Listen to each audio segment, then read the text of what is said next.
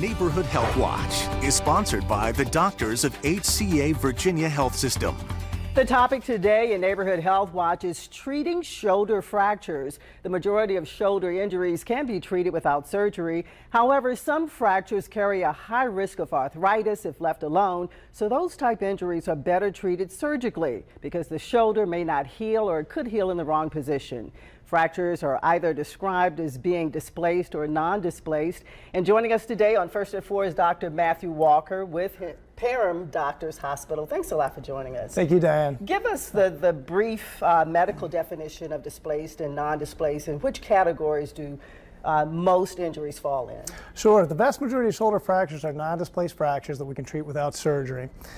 About 20% or so of fractures have some displacement. The technical definition is complicated, but it involves about 45 degrees of angulation of certain parts of the fracture or 2 centimeters of separation between the fragments. What are the symptoms? Symptoms of shoulder fractures are pain, the feeling of crepitus or clicking and popping when you move the arm or when you try to move the arm, swelling and bruising, extensive bruising throughout the whole arm and chest wall.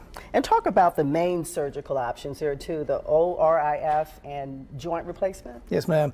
ORIF is putting the fracture back together with plates and screws, trying to recreate the anatomy as you had before the fall.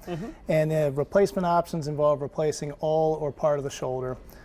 In general, we're using more reverse shoulder replacements to treat complicated, comminuted, displaced fractures these days. Recovery time is the same regardless of which type you have? The recovery is long either way.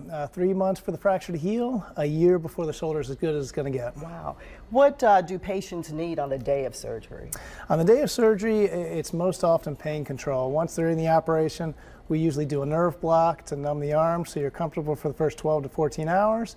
I start therapy right away with the surgical patient, so the day after surgery they start moving. And what are the realistic expectations after you've had surgery? It's a good question. The expectations vary. My goal is to get the shoulder working as close to normal as possible.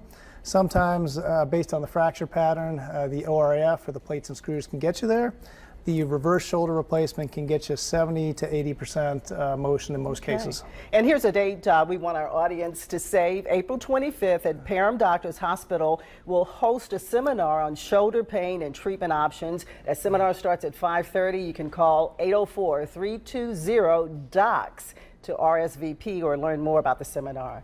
And Dr. Walker, thank you so much for joining us. We are better informed. Thank you so much.